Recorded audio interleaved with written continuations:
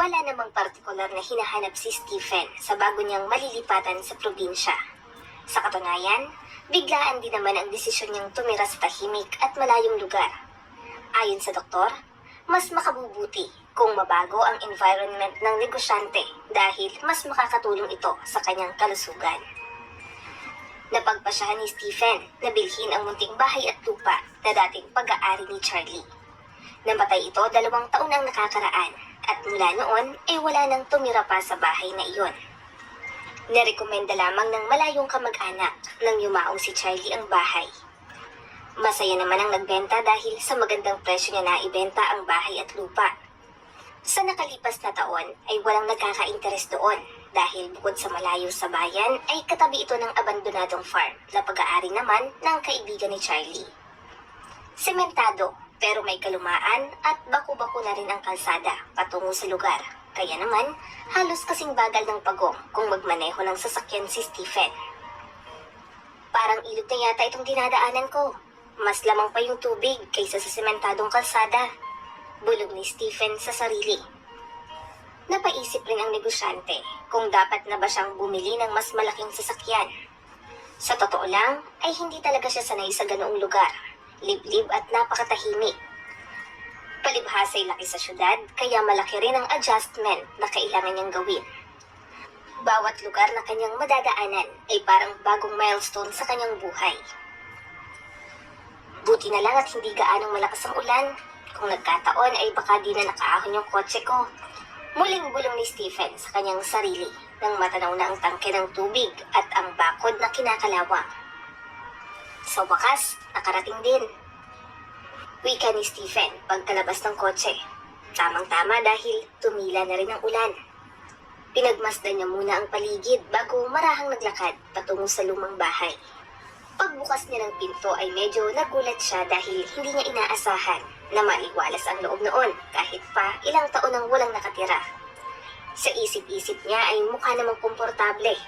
Magaan ang pakiramdam niya habang naglalakad. Wala rin siyang nararamdamang takot o anumang masamang enerhiya. Hindi tulad ng mga nakikita niya sa palabas na nakakatakot, lalo na't patay na ang dating may-ari noon. Malinis ang loob ng bahay at nasa maayos rin ang mga gamit.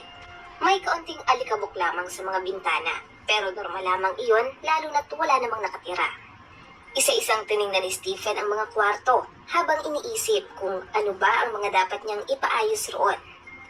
Ilang sandali pa ay naupo siya sa sala habang pinagmamasdan ang tanawin sa labas. Muli niyang binalikan ang mga alaala noong siya ay bata pa. Si Stephen ang kaisa-isang anak na lalaki sa kanilang pamilya, kaya naman palaging nasa kanyang atensyon.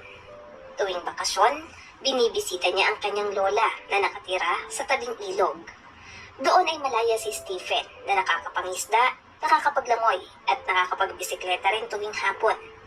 Mahilig din siyang kumuha ng mga larawan, lalo na ng magagandang tanawin.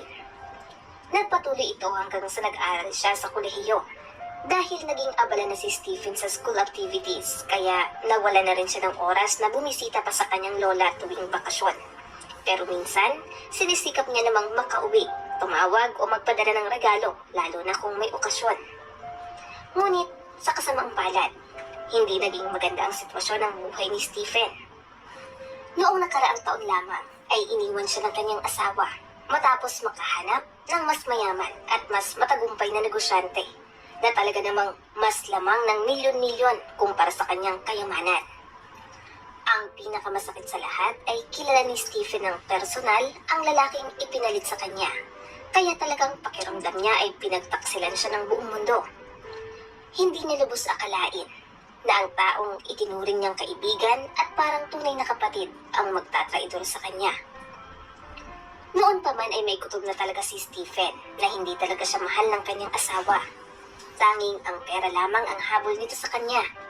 Subalit, noong iniwan siya ni Noemi para sa ibang lalaki, ay mas malaki ang naging epekto nito sa kanya. Napakasakit, lalo na't ginawa niya naman ang lahat ng sa tingin niya ay makabubuti para sa kanilang relasyon. Sinunod niya ang mga gusto at luho ni Noemi, nang sa gayon ay maging masaya ito sa piling niya. Pero nabaliwala lamang ang lahat.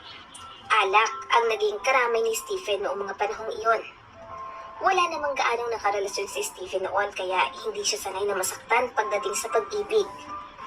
Nahirapan siyang mag-move on kaya hanggat maaari ay ayaw niyang makita ang mga divorce papers ng kahit na sino dahil naaalala niya lamang ang lahat ng sakit ng nakaraan. Napailing na lamang si Stephen. Gusto niyang magbagong buhay kaya sisikapin niyang mag-relax. Muli siyang tumayo at naglakad sa loob ng bahay hanggang sa marating niya ang pinto patungo sa basement. Pamilyar si Stephen sa mga basement dahil iyon ang madalas na pinag-iimbakan ng gulay at pagkain ng mga magsasaka, lalo na kapag paparating na ang buwan ng taglamig. Gustong malaman ni Stephen kung doon ba nag-iimbak ng pagkain ang dating may-ari, kaya napagpasyahan niyang puntahan iyon. Pagtulak niya sa pinto ay agad itong bumukas. May naaninag rin siyang liwanag sa loob na siyang nakapagtataka. Papaanong nagkaroon ng liwanag sa basement? Bulong niya sa sarili bago marahang bumaba ng hagdan. Ginamit niya rin ang flashlight ng kanyang cellphone habang binabagtas ang daan patungo sa basement nang sa gayon ay hindi siya matisod o madapa. Ilang hakbang bago tuluyang makababa ng basement si Stephen ay bigla na lamang nawala ang liwanag. Sa hindi maipaliwanag na dahilan ay biglang nagtaasan ang mga balahibo niya sa katawan. Kung ano-anong kababalaghan na rin ang sumagi sa kanyang isip, tulad ng napapanood niya sa mga horror movies na paborito niyang panoorin noon. Hindi naman duwag si Stephen, pero nang mga sandaling iyon ay parang gusto niya ng tumakbo. Narinig niya rin ang mga kakaibang tunog, dahilan para isipin niyang may tao talaga roon. Muling niyang inilawan ang ibaba ng hagdan. 3 baitang na lamang ay makakababa na siya nang muli niyang marinig ang parehong tunog. Nang biglang may gumapang sa kanyang binti. Gusto niya sanang umakyat pabalik pero dahil sa pagpapadali ay tuluyan siyang nahulog. Napaungol si Stephen dahil sa sakit ng pagkakahulog. Agad niyang kinuha ang cellphone pero napasigaw siya nang mailawan ang mukha ng isang batang lalaki. "Sir, bakit po kayo natatakot? Ano pong ginagawa niyo rito?" Wika ng bata. Noon lamang napagtanto ni Stephen na totoong bata pala ang kanyang kaharap. Sa tingin niya ay nasa 7 taong gulang pa lamang ito. "Anong ginagawa ko rito? Ito ang bahay ko. Binili ko na ito ng 1 buwan pa." Wika ni Stephen sa bata. Hinala ng negosyante ay dumaan ito sa bintana bago nagtago sa basement nang walang sino man ang nakakaalam o kaya naman ay baka naghahanap ito ng makakain. Sa itsura ng bata ay halatang natatakot ito nang makita ang nagmamay-ari ng bahay. Pero mabait naman si Stephen at wala siyang balak na pagalitan ito. "Ano nga palang ginagawa mo rito sa basement? May hinahanap ka ba? O naglalaro ka lang dito?" "Dito ako para humanap ng makakain. Si Mr. Charlie, yung dating nakatira dito, ay mayroong mga iniimbak na pagkain tsaka lagi niya akong binibigyan ng candy." "Ah, ganun ba? Sumama ka sa akin sa itaas. Mayroon akong mga pagkain doon." Nakangiting wika ni Stephen. Ang batang lalaki ay nagpakilalang Billy.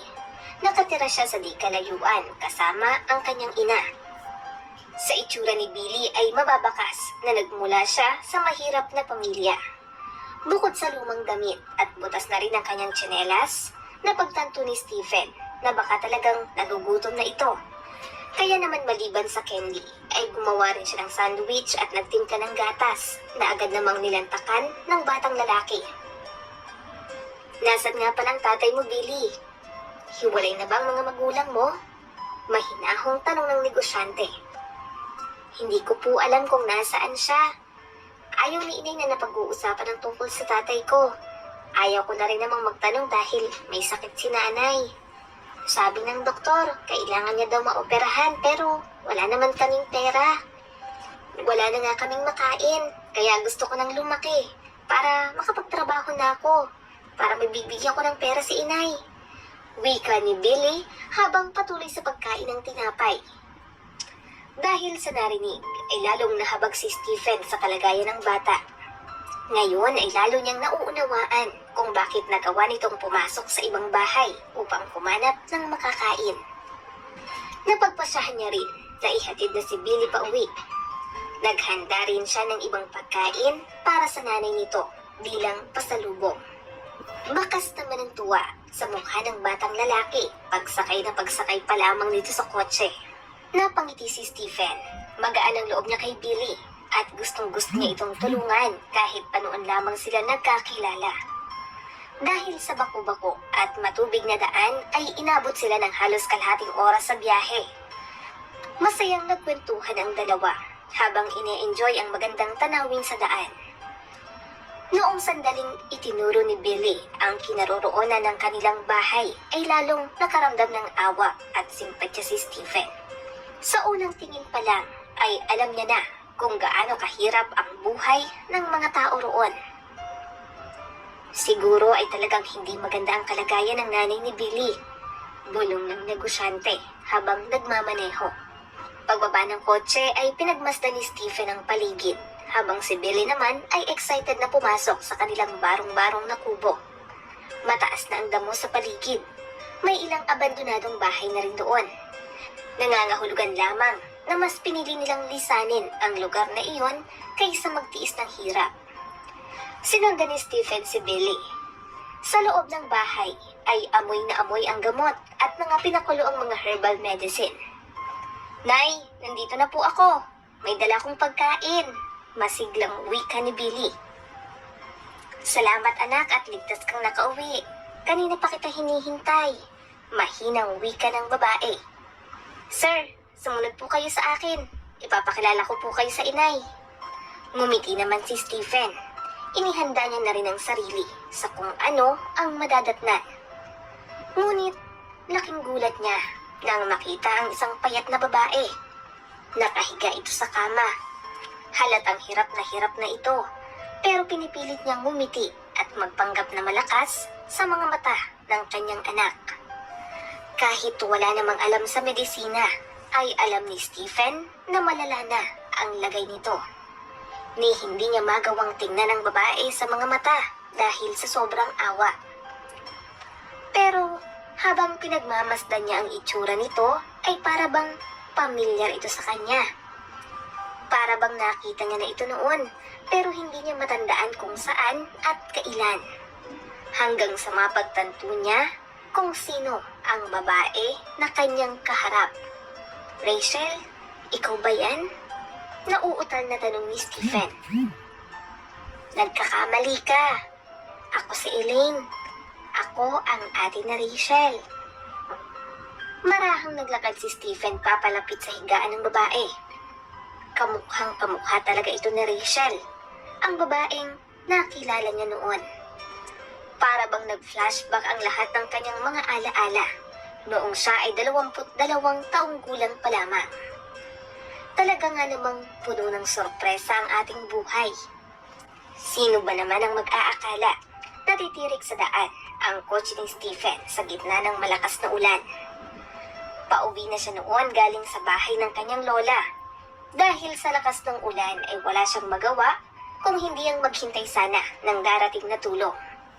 Tanging pagpapalit ng gulong ng sasakyan lamang ang alam niya. Pero pagdating sa makina ng kotse ay talagang wala siyang ideya kung papaano iyon aayusin. Dahil sa lakas ng ulan ay walang humihinto na sasakyan upang tulungan ang binata. Bandang 5:00 na ng hapon at hindi magtatagal ay didilim na ang buong paligid. At bago pa mangyari iyon ay napagpasyahan ni Stephen na bumaba na ng kotse at maglakad na lamang sa pinakamalapit na kabahayan upang doon humingi ng tulong. Iniwan niya ang kotse sa gilid ng kalsada sa pag-asang makakahanap ng tutulong sa kanya. 1 kilometro din ang nilakad niya bago marating ang pinakamalapit na bahay. Kumatok siya roon at bumungad ang isang babae na nasa 20 taong gulang pa lamang. Pagkakita ng dalaga kay Stephen na noon ay basang-basa ay agad niya itong pinapasok sa loob ng bahay. At ang babaeng iyon ay walang iba kung hindi si Rachel. Nag-iisa lamang siya sa bahay noon dahil ang kanyang ina at nakatatandang kapatid ay nasa ospital upang magpagamot. "Isuot mo muna itong damit ng tatay ko pansamantala habang pinapatuyo mo yung damit mo," wika ni Rachel sabay abot ng damit kay Stephen. Kinagabihan ay magkasabay silang kumain ng hapunan. May May pagkamadaldal si Rachel, kaya talagang nalilibang si Stephen na makinig sa kanyang mga kwento. Naging mahaba ang gabing iyon para sa kanilang dalawa. Puno ng kwentuhan at tawanan. Alam nila pareho na posibleng hindi na sila muling magkita. Pero sa kabila noon ay mas pinili nilang maging masaya sa piling ng isa't isa kahit sa maikling oras. Kinabukasan ay naayos na rin ang kotse ni Stephen at nangako siya kay Rachel na muling babalik. Tinupad naman ito ng binata, pero noong balikan niya ang bahay ni Rachel makalipas ang ilang buwan ay wala na ito roon. Sinubukan niyang magtanong-tanong, pero ayon sa mga nakakakilala sa dalaga ay hindi raw nila alam kung nasaan na ito. Sa paglipas ng panahon, dahil sa dami ng bagong nakilala at nakasalamuhan ni Stephen, lalo na pagka-graduate niya sa kolehiyo, ay nakalimutan niya na rin ang tungkol kay Rachel. At makalipas nga ang 7 taon, naroon siya nakatayo sa harap ng kapatid nito. Ang kapatid niyang halos mag-agaw buhay na dahil sa karamdaman. Pasensya ka na, Elaine. Nagkamali ako. Kamukhang-kamukha mo kasi si Rachel. Nasaan na nga pala siya? Anong balita sa kanya? Hindi agad nakasagot si Elaine. Huminga muna siya ng malalim bago nagsalita. Inutusan niya rin si Billy na doon muna sa labas. Stephen, magpipitong taon ng patay si Rachel dahil sa panganganak. Wala nang nagawa pa ang mga doktor, lalo na nang makiusap si Rachel na iligtas ang buhay ng bata. Si Billy ang kanyang anak. Anak niya si Billy? Tanong ni Stephen. Hindi ko naman hahayaang mapunta sa bahay ampunan ang sarili kong pamangkin, kaya ako na ang tumayo niyang ina. Parang nanghina ang mga tuhod ni Stephen sa narinig. Naisip niya ang malaking posibilidad na anak niya si Billy. Napansin naman ito ni Elaine pero nanatili siyang tahimik. Dahil sa pangyayaring iyon ay napagpasyahan ni Stephen na tulungan si Elaine na maipagamot. Noong araw din iyon ay bumalik siya sa syudad upang alamin kung saang ospital at magkano ang magagasto sa pagpapagamot kay Elaine sa lalong madaling panahon. Malaking halaga ang kakailanganin, pero nangako si Stephen sa doktor na siya na ang bahala sa lahat ng gastusin. Binayaran niya kaagad ang kalahati ng magagastos, kahit ini-schedule pa lamang ang gagawing operasyon. Ikinagulat ni Elaine nang malaman na siya ay mauoperahan kaagad. Hindi niya alam kung papaanong pasasalamatan si Stephen. Wala nang nagawa pa ang negosyante kung hindi ang ipagtapat ang buong katotohanan na siya ang tatay ni Billy. Humingi siya ng tawad kay Elaine dahil sa kapabayaan na nagawa niya noon. Kung alam lang sana niya na nagbunga ang ginawa nila na Rachel noon, ay baka buhay pa ito ngayon. Sana ay hindi ito namatay sa panganganak. Stephen, huwag mong sisihin ang iyong sarili. Alam mo, kahit hindi kita kilala noon, nakangiti si Rachel sa tuwing inilalarawan niya ang itsura mo. At noong bumalik ka para hanapin siya ay alam kong totoo ang sinasabi mo. Doon nga kami nakatira dati. Pero dahil sa sakit ko ay napilitan kaming magrenta ng apartment malapit sa ospital para doon kami magsama-sama. At yung barong-barong na tinitirahan namin ay dating bahay ng aming tiyahin na pumanaw na rin. Ipangako mo sa akin, Stephen, na anuman ang mangyari sa akin ay ikaw na ang bahala kay Billy. Pangako, Elaine. Mamahalin ko siya at palalakihin ko ng mabuting tao. Pero gusto ko sana magkakasama tayo, kaya sikapin mong makasurvive. Naluluhang wika ni Stephen. Naging matagumpay naman ang operasyon ni Elaine. Ilang buwan na rin siya bago unti-unting nakarecover. At sa panahong iyon ay doon muna sila tumira sa bahay ni Stephen sa syudad. Noong una ay nagsama sila sa iisang bubong bilang magkaibigan. May respeto sila sa isa't isa. Mas iniisip rin nila ang kapakanan ni Billy. Pero pakalipas ng 1 taon ay napagpasyahan nilang magpakasal. Na-realize ni Stephen na napamahal na siya kay Elaine. At ganoon rin naman si Elaine sa kanya. Sila na ang naging legal na magulang ni Billy. Pero ipinagtapat nila dito ang buong katotohanan. Noong dumalaw sila sa puntod ni Rachel, ay humingi ng kapatawaran si Stephen at nagpasalamat rin siya dahil sa lahat ng sakripisyo nito para sa kanilang anak. Taos puso rin ang pasasalamat ni Elaine dahil dumating si Stephen sa buhay nila sa hindi inaasahang oras at pagkakataon.